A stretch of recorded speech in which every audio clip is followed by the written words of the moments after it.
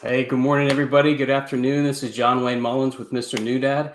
I'm excited to be here. This is our first podcast interview for season 2, and I'm really excited to be sharing with you today's guest, um, Mr. Chad Johnson. Chad has been a longtime friend. I knew him through the John Maxwell team, and we'll be talking a little bit about that. But just to kind of give an update on where Mr. New Dad is, what Mr. New Dad is, for those of you who don't know, I created this program a year ago when uh, I was actually working with my coach, and he was challenging me to share the tips and secrets and what I was learning in this new season of fatherhood. And what I began to learn was I wasn't alone.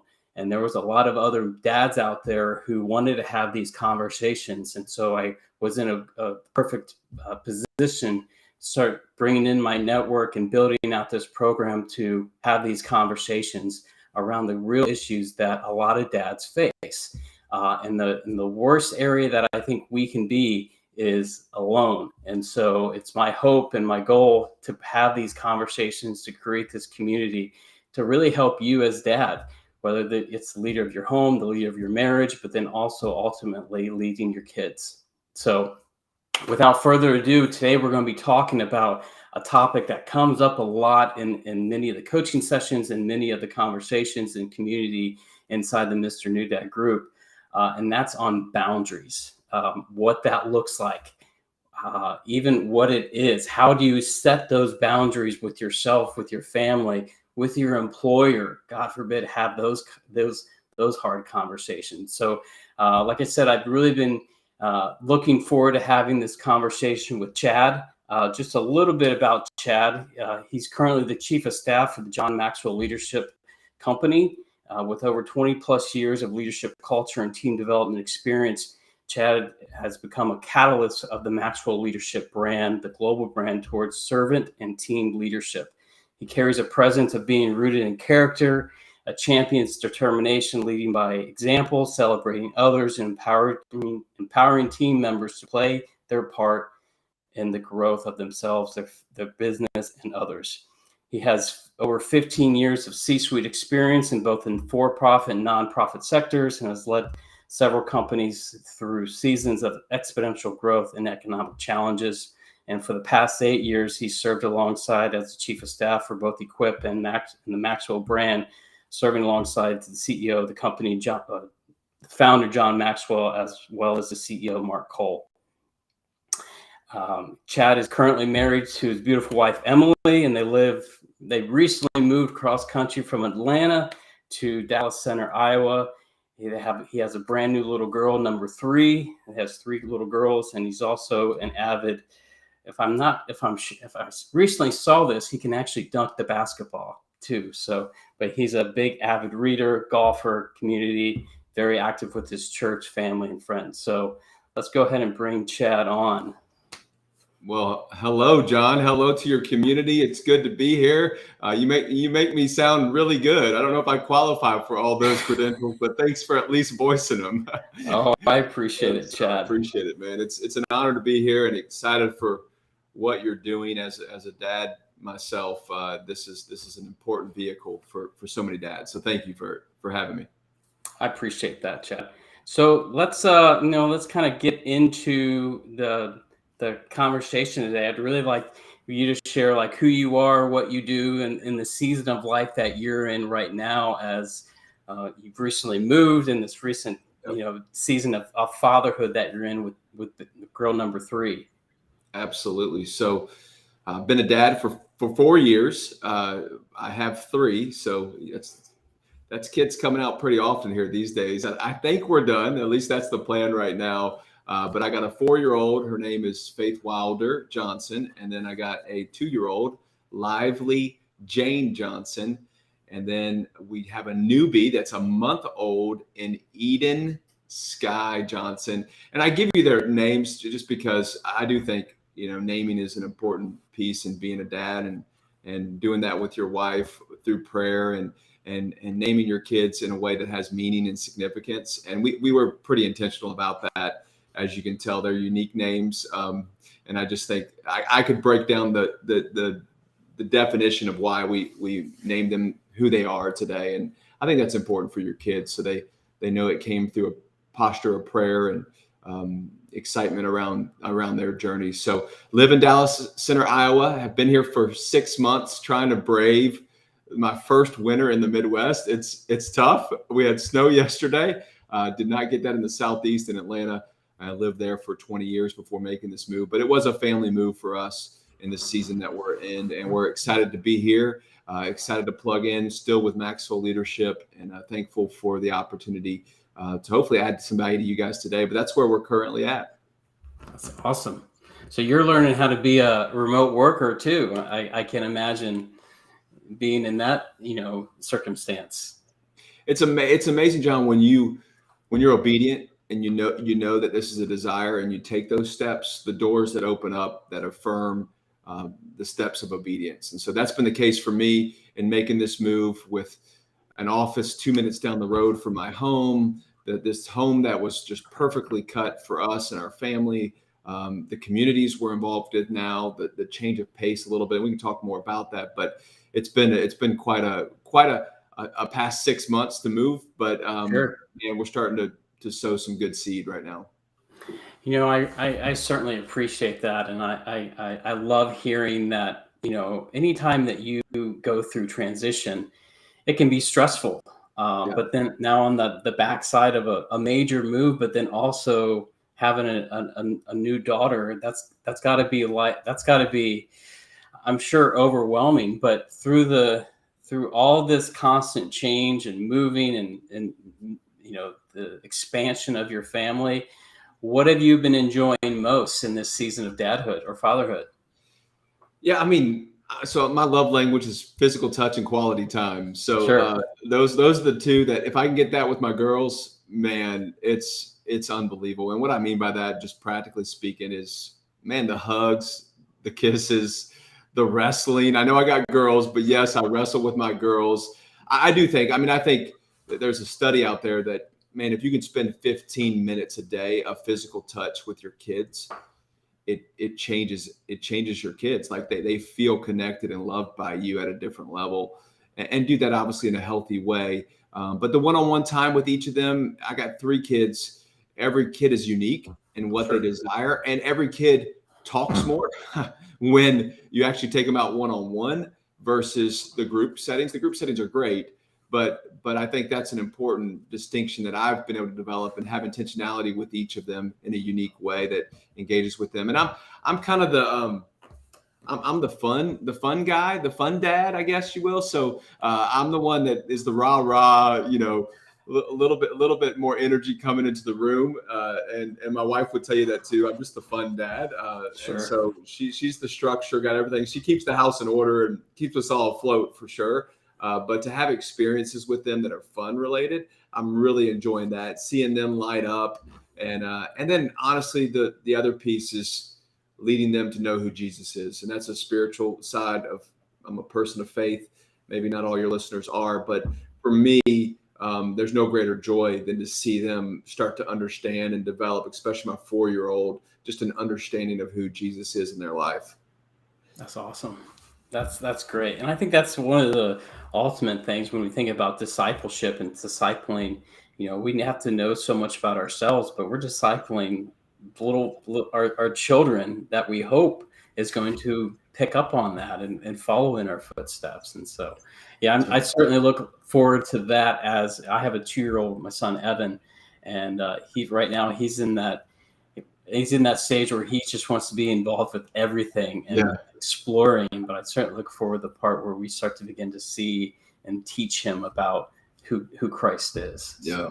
It's special. It Very special. really is. So that's great. So let's talk about how, you have 3 kids, all under the age of 4. You're in a very, I would say, executive role within the Maxwell organization, within Equip, their nonprofit. Yep. In the last 5 years, how has becoming a dad changed you and helped you to develop your leadership ability? Yeah, it's a great question. You know this, John. I think anybody that's married knows this. And then also anybody that has kids knows this, that I think having kids is another season of refinement. It's another of removing selfishness, purging out the fleshly desires that we probably all have. That some can be good, some need maturation, and so for me, I mean, the refinement of purging from marriage alone was one for me, and then there's a deeper refinement that I think our kids do to us that do produce maturation and maturity in who we are as men of God and as people that want to lead our families well. And I think it promotes growth at another level. There's a level of responsibility. The kids are watching, so like, all right, let's step up. So like, let me model this. It's like the whole John Maxwell model. I do, you watch. You do, I watch. You do. If we're doing that with our kids, like I'm in a big time season of I do, you watch. And man, that's an accountability, right? It's like, ooh, man, I gotta step up my game here, because I want them to see, honestly, I want them to see Jesus in me. And if that's the case, I got to model that. I got to live that out. And so that's a big piece. And here's a scripture that, man, I've held on to, and I can't think of a better scripture that explains leadership growth through your kids. And really, this is a leadership growth principle for people and as a whole, but it's a famous verse. It's 1 Corinthians 13, 4-8. And it says, love is patient and kind. Love does not envy or boast. It is not arrogant or rude. As you're hearing this, think through business, think through leading family. Like, I mean, this is a model, right? Right. It does not insist on its own way. It is not irritable or resentful. I mean, this is marriage too, right? It does not rejoice in wrongdoing, but rejoices with the truth. And so, I mean, gosh, that's a leadership lesson in and of itself, that if we can apply that both to our marriage, our kids, how we're raising them, a dad life, business life, I mean, that's a model, right? That's broken down into just a couple statements. And so, but I think that's, and another thing that I'm learning, I mean, my dad actually passed away 1.5 years ago. So for me as a dad, I'm kind of taking that to heart, of the goodness. I reflected on the goodness of my dad. Were there some things my dad didn't give me as a young kid? Sure. It wasn't perfect. There's no such thing as a perfect dad. And I know I'm going to make some mistakes with my kids, but, I mean, he really summed up his life when I was speaking at his celebration service. It was like, and these are all things we know, but like the foundation of it is really off of 4 things. It's Jesus matters. My dad always called my mom his bride. My bride matters, family matters, and then others matter. You matter. Like, how are we modeling that every day? And how we honestly, in that priority is how the flow should be. Of how we live our lives. And so that's kind of the development leader side for me that I'm really working on. And I continue to be a work in progress with 3 kids and navigating that. It's not easy every day to live that out at all. I mean, it's chaos some days and you're just surviving. So, but that's a model and a framework that I think if we can build off of, it can really set us up well for the future.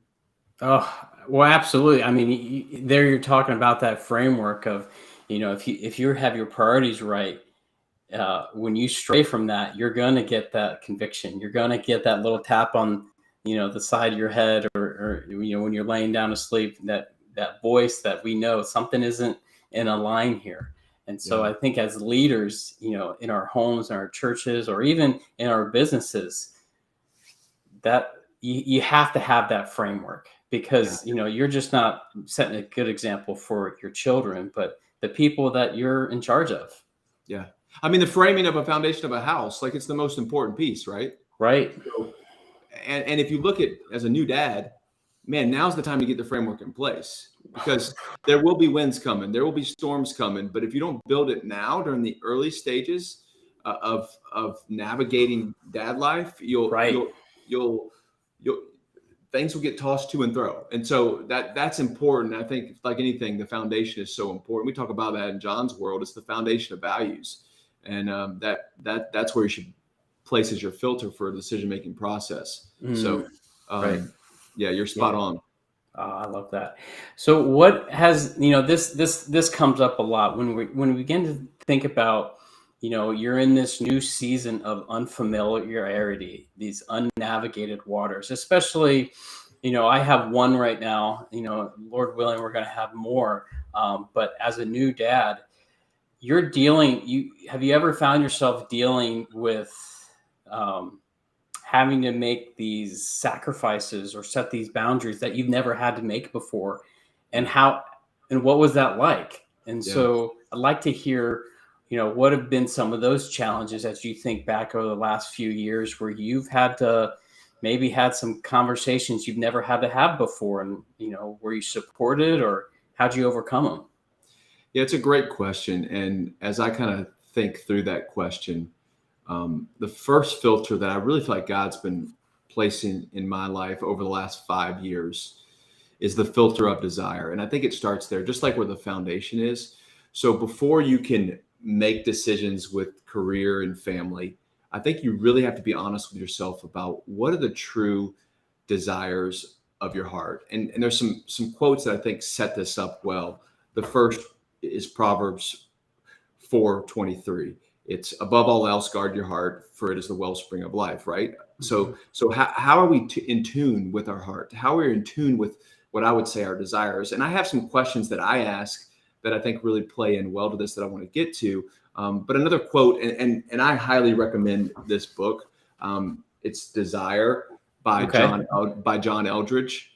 I mean, the tagline of the book is the journey we must take to find the life God offers. It's incredible. And I truly believe this is a filter that will help you in dad life and work life and making wise choices. But really, it's like everything flows from desire. And here are some questions that I've really had to process and list out and take time to reflect and answer truly at the heart level of what I want for my future. And there's simple questions, but it's like, what do you really want for your life, your marriage, or if you're single, your dating life, and maybe it's your future wife? What do you really want for your mission and future adventure with your wife? Like, sit down and answer that, and have agreement even with your wife. Is this really who we are as a couple, and what we want? What about your role as a father? As we're talking here, what role as your father do you really want? What do you want your net worth? Let's talk finances, right? Like, what do you want your net worth to be? How much is your thought life ruled by if only I had more? Like, how much is that really ruled by it? What kind of man do you want to be? Even writing in the adjectives that describe that person, like, who is that? Who's that person exactly? And then we've heard this, but when you die, what would you hope that those close to you would actually say about you at your funeral? I mean, I just experienced that with my dad, and man, what incredible things were said about him. I'm like, I want that too. Those closest to me, I want them to say this about me. And again, that's a desire, right? And that should be the filter, the starting point, the tip of the spear, if you will, of decision making that goes on. And then what do you want your friends to say about you? What do you want your wife to say about you? And kids, right? What do you want your son or daughter or your kids to say about you?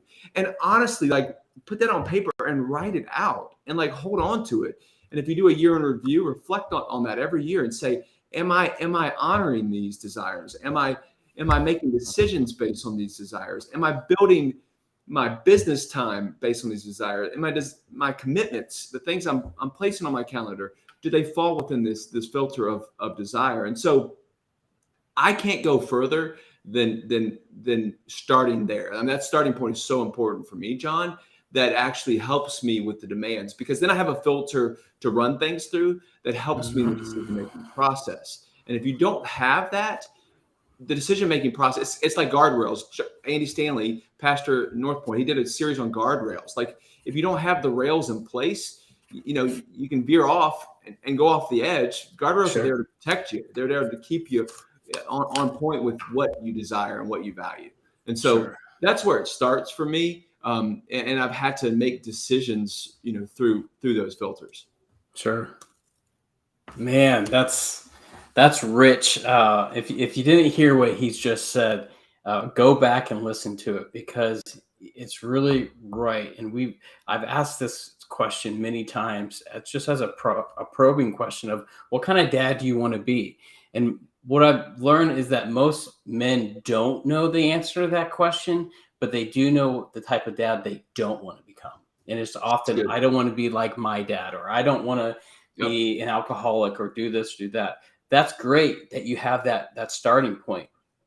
Build off that and find Yeah. out more, So and good. then develop what that future self looks like. What do you want your daughter or your son to say about you at their wedding or when they graduate high school? I mean, think about those things, because that doesn't happen overnight. And I Doesn't. meet so many dads that have like a 16-year-old or 17-year-old, like, it goes fast. You don't have time to So true. waste and figure out the type of dad you want to become. You have to do it now. So I'm like, all right, this is the starting point. And as a new dad, I mean, now's the time, right? Like, Right. define it.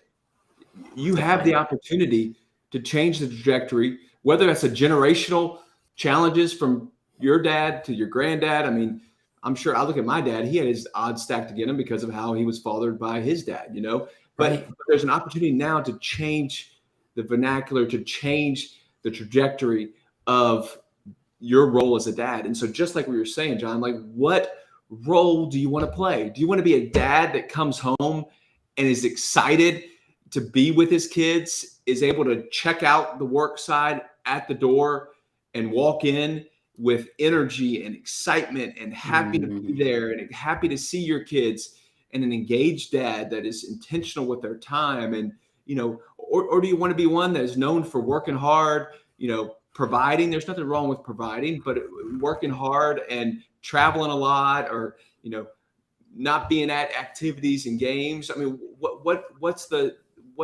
are you going to choose to cheat, right? Like, where's Right. the balance that you want out of that role as a dad? Yeah. And the cool thing about this is the only person who has those answers is you. So you have to do That's that right. work You yourself. have to. You can listen to podcasts, you can read these books, and they may help you get there. But it comes down to the willingness that you're willing to do. So, you briefly touched on this, and we talked about boundaries, or we talked about guardrails and having Yep. that desire and people in your life. But on a day-to-day basis, what has helped you stay focused on those priorities? And this is where we're really going to kind of get into this whole conversation around boundaries between home and work and commitments and saying yes and saying no. And I learned this early, even in my business, where I was saying yes to everything because I Yeah. wanted to grow my business, but then I realized, well, if I continue to say yes, what am I saying no to? And should my no's be yeses and my yeses be no's if I really want to achieve this? And that's a hard conversation to have with yourself. Yeah. But I'd like to hear what are some tools or strategies you've helped to keep your focus on, your priorities of your family. Yeah. And I think, so I think first you got to take care of yourself, right? I Mm-hmm. think that's where it starts. And one quick practical way that I do that is called a replenishment cycle. It's off the acronym PIES, PIES, which is physical, intellectual, emotional, and spiritual. And these are weekly things that you do by yourself. It's for you, that give you life, give you energy when you do them. For example, physical. Is it 3 times a week? Make it practical, make it achievable. Don't degrade yourself or shame yourself when you miss. Live out of purpose here, and live out of grace in the process. But what are the things that man, when you get these in, you're a better person? So is it working out for physical and intellectual? Is it reading a book? Is it going on walks? Is it going on runs? Is it listening to a podcast? Like, these are things that, and everybody knows this, but I know that when I lack, or I don't build off my healthy foundation, when I don't have these things in place. And I can go back and just look at the replenishment cycle. I can put it in front of my wife and say, how am I doing here? Oh, you need to get back into this space. Like, you need to make sure you're prioritizing these things for you, because it makes the best version of yourself, which ultimately makes the best dad to our girls and husband to me and our family, and to your work and to your environment.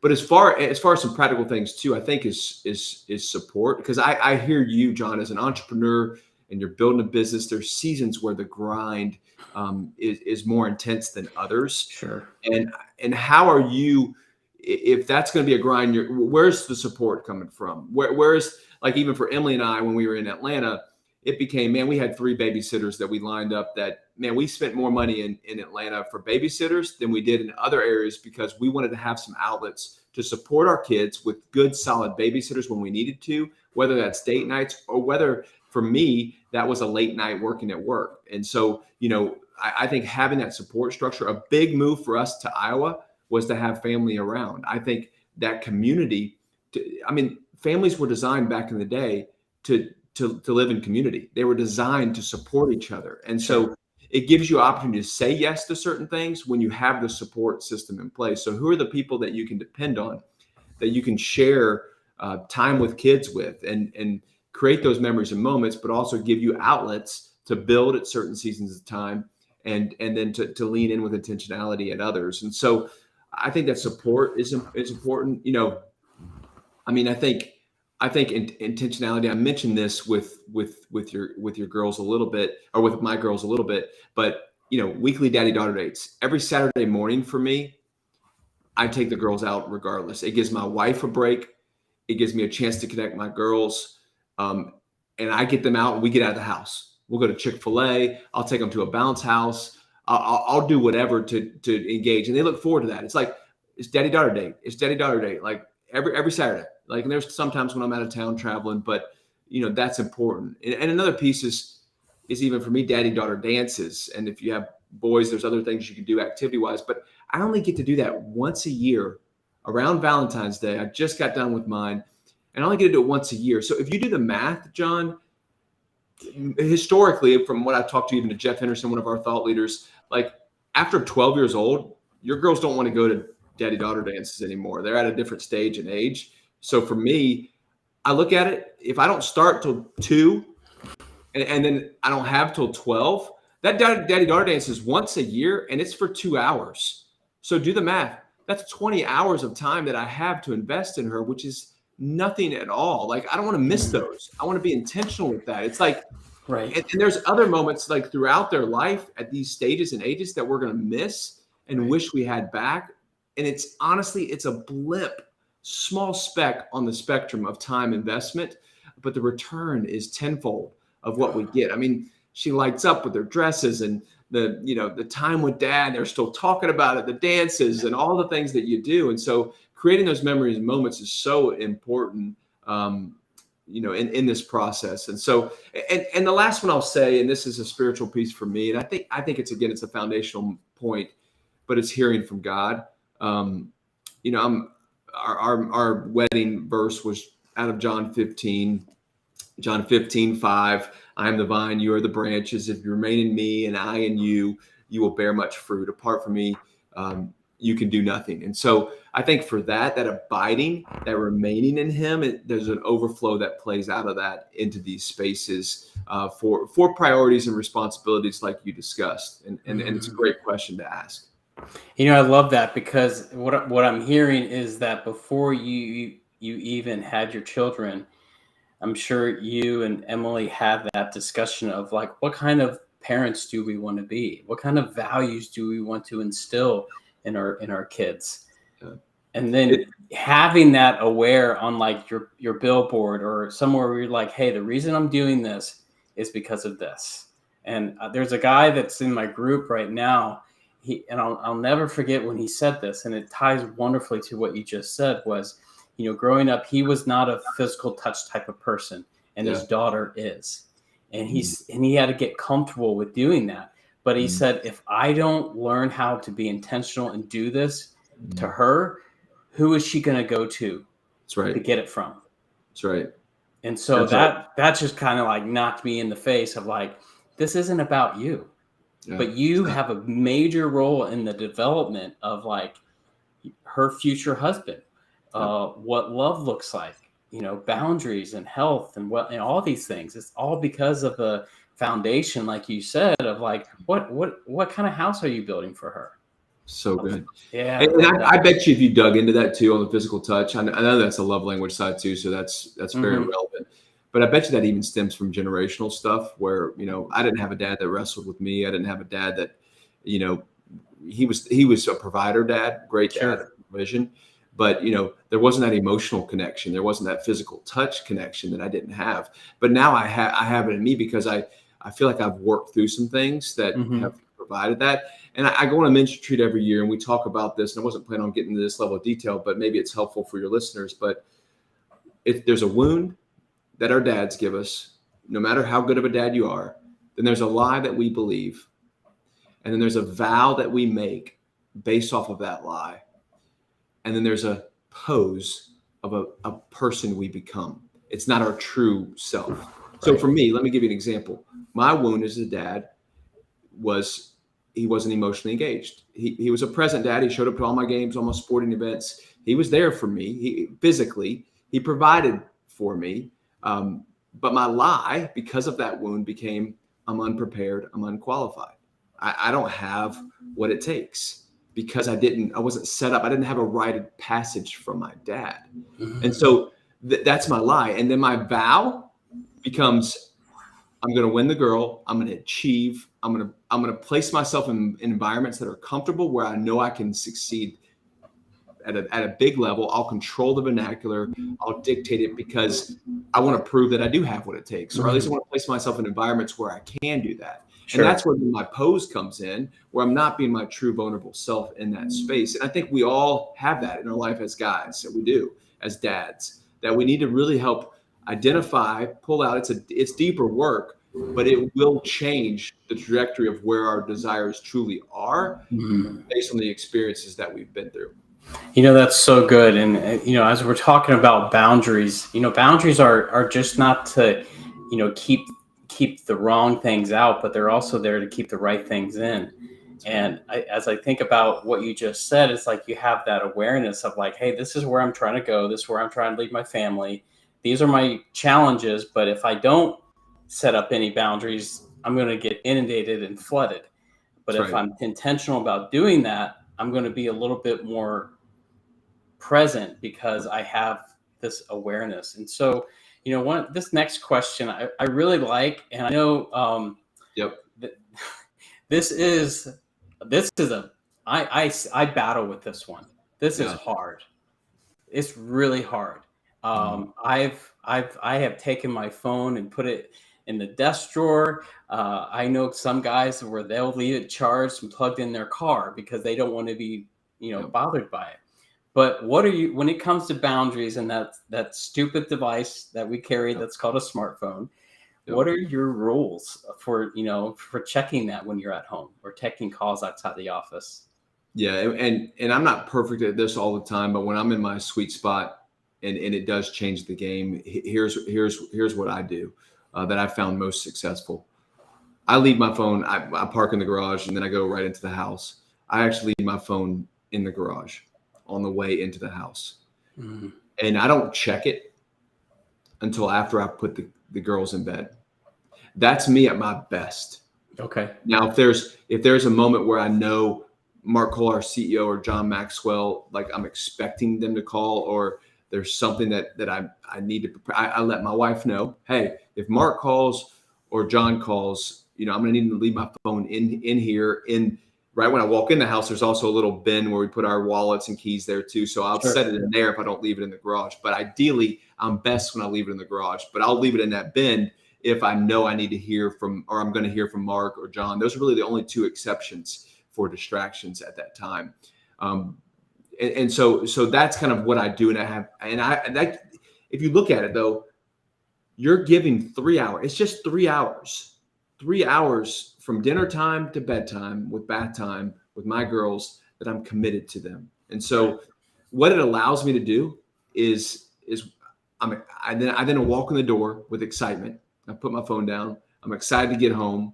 I'm moving to energize, passionate dad coming in, being that breath of fresh air that my wife needs after being with the kids all day. We're fortunate she's a stay-at-home mom, so that's a full-time job in and of itself, and then some. And so, even for me, what's your entry moment or theme song? People walking up to the plate in baseball, they have kind of intro songs. So what's your intro into the first impression you want to give your kids when you walk in the door? It's not on your phone. And so for me, this is cheesy, but this is what I do. And this is what I've done since they've been young. It just started at a young age, and it's my thing. I go fee, fi, fo, fum. I'm gonna find you and give you big hugs. And so, like, I walk in as soon as they hear the door open, they go hide, and I'm like, what a great picture of our Heavenly Father who comes after us. And so when I walk in the door, I every time I come in, I go fee, fi, fo, fum. I'm gonna find you and give you big hugs. So it's that physical connection. Right. It's that embrace. And that's what I do. And they get so excited about it when Dad finds them in their little spot. When they hear the door, they go hide. And so, I think, and then taking time to show interest in the things they did that day, asking Sure. a few key questions really engages with them and helps them. But the phone is such a distraction, and I get it. There's some nights and days where you have that call that you need to take. But I think setting that tone and letting your wife know, hey, there may be a call coming in Mm-hmm. that I'm going to have to jump on, and it's just going to take 15 minutes. But if this person calls, or then I need to take it, and letting them know ahead of time has really helped our marriage, and creating a healthy expectation with how the night will go. Mm.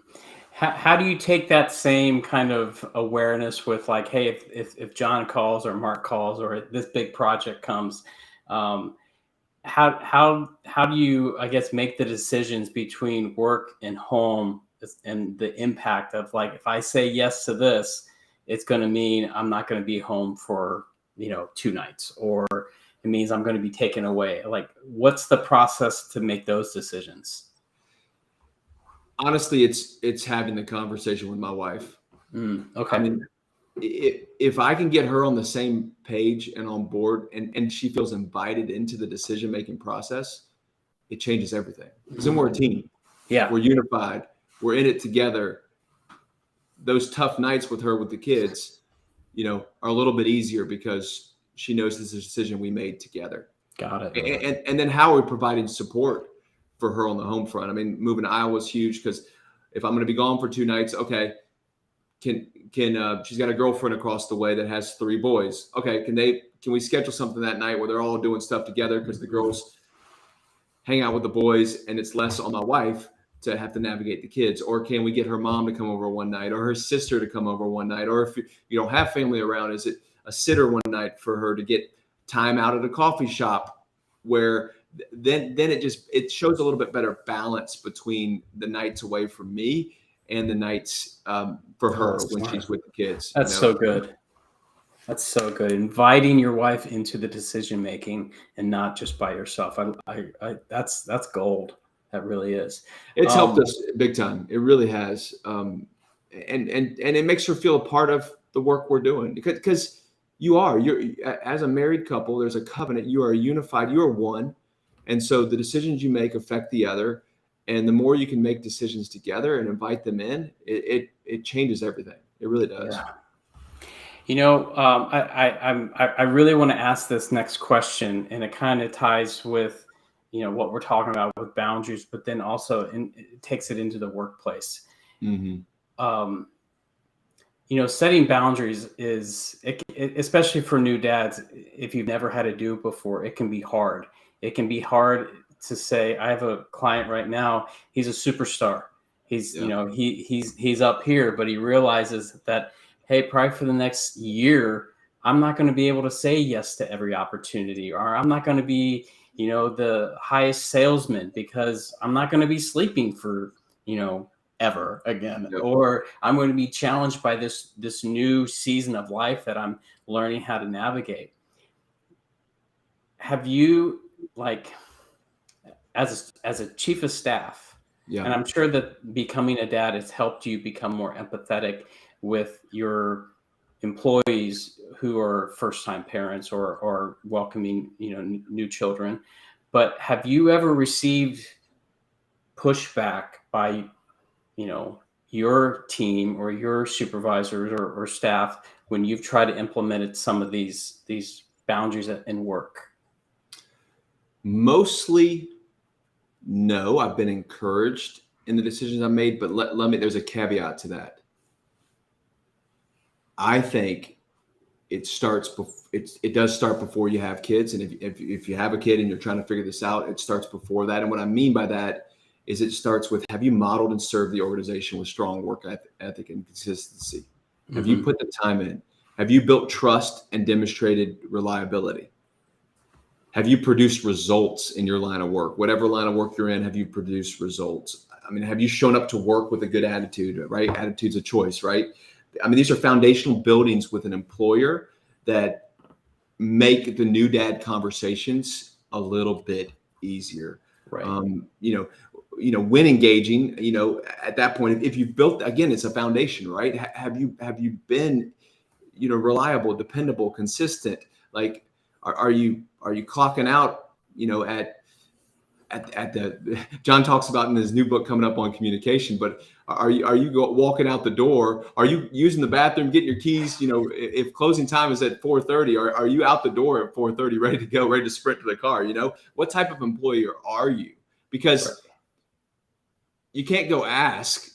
It's harder to ask for stuff when you haven't modeled those characteristics of an employee. For me, I think I was encouraged. And my model really was, just for me, it was the first week after baby, I'm offline. Can't reach me. That's just how it's going to be. But you got to set up the people that are going to support you appropriately. You have to train some people to take over your responsibilities. Who's going to be on your out of office assistant, out of office to ask questions to if you're going to go completely offline. And then the second week for me was, I'm working from home, but I'm only going to focus on the things that are urgent and important, right? It's that quadrant that we talk about. What the top left quadrant is urgent and important, and beside that is urgent but not important, or important but not urgent. Those are the two buckets, right, that we need to prioritize. But really, it's that urgent and important for that second week for me, and that really even rolls into the third week. But having a baby will streamline your ability and your time to think and do things, and so you will have to be more focused on what's the greatest return on my investment. Like, what do I really need to focus on? But that's kind of been the rhythm for me. But it really started because I built the rapport with my employer by how I served, how I led, how I showed up.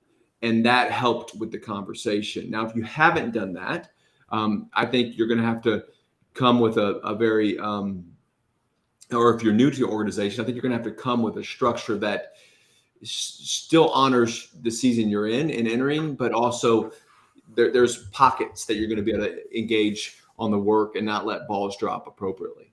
Sure. I'm just finishing up this coaching certification with the Center for Parental Leave Leadership, and it's definitely opened up my eyes to the challenges that a lot of working parents face when having a child, and the conversations and the importance of exactly what you just said. The time to have these conversations isn't the week that you're expecting or the week that you do. You gotta be intentional, create an action plan, find out, like, hey, who's going to be on my out of office? Who are my people that can contact me? How am I going to set these things up? Who's taking over my responsibilities? It's good. That takes, you should be doing that a couple months in advance, because what if baby comes early or anything like that?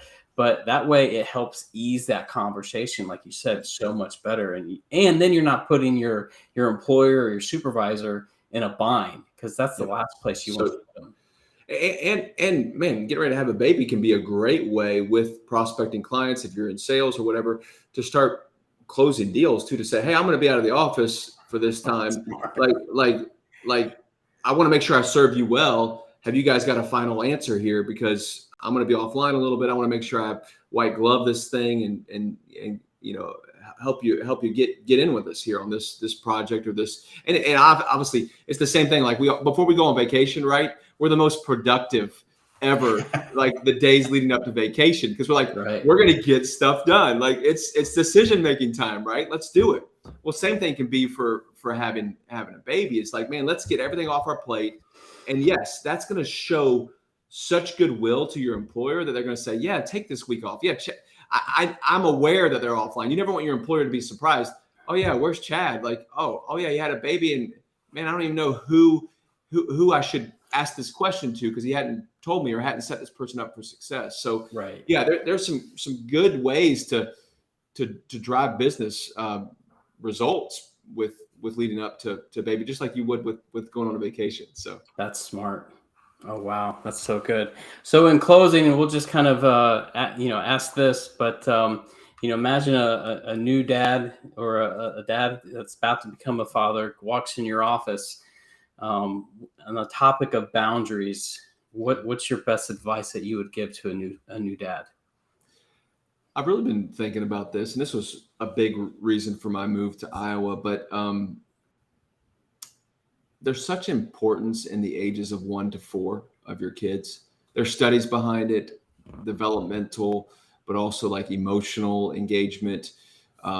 It's such an important season of time for your kids. So as a new dad, make sure you have that as priority and a vision for yours, that how can I invest significant time right here in this season, whether it's help at home or whether it's choosing to prioritize this, because I really believe, and we've heard the statement all along, that the days are long and the years are short. And I really believe those foundational years are so important in this space.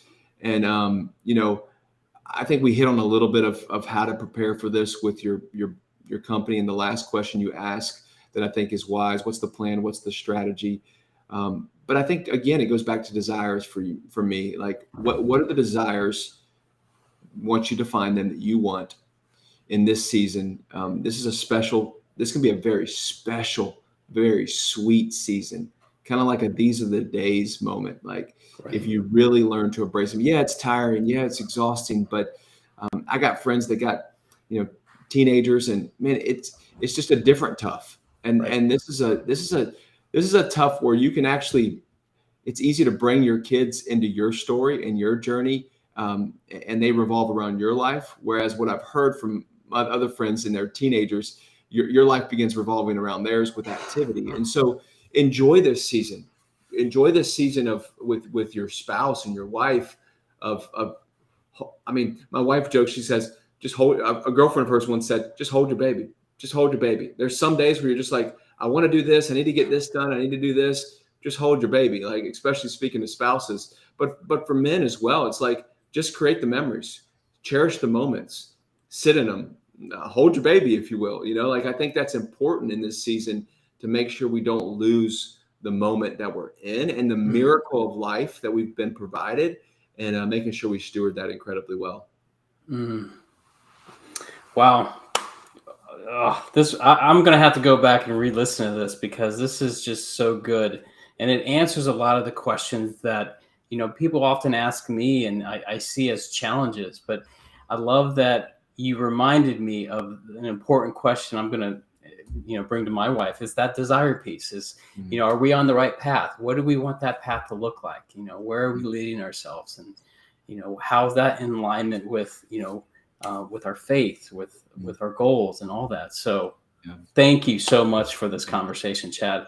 This has really been helpful, and I know it's going to prove to be serve a lot of men and a lot of new families who are challenged right now in that season of, like, they're asking the how. Yeah. So I certainly appreciate Well, your time. it's an honor to be a part. Hopefully there's some nuggets there that add value, and thanks for letting me be a voice to this great community. Thanks, John, to you, and excited for all that's ahead of you as dad, and raising up some great leaders. So well done. We'll be praying for you guys in the time ahead too. As I appreciate that, and I certainly give Emily my best, and I certainly will be praying for you guys in this new season that you're living out in the Midwest. So that's fun. That's Stay exciting. warm. Oh yeah. All Yeah. right. And if just for a plug-in, if people want to either learn more about you or find out how to get John's upcoming book, where's the best way to learn about what's going on inside the Maxwell organization? Yeah, I mean, MaxwellLeadership.com is our general website that you can find a lot of information about everything, John. As far as me, I mean, Chad Johnson 10, I think, is my Instagram handle. I'm probably on that social media more than any other, although I'm not on it a ton. But that's where you can find me. It's Chad Johnson, the number 10. And then just email is just chad.johnson@maxwellleadership.com. chad.johnson@maxwellleadership.com are good spots to find me. So, okay. All right, Chad. Well, you do well. And again, thank you. Thanks for being here. Awesome. Thanks, John. Appreciate it, man.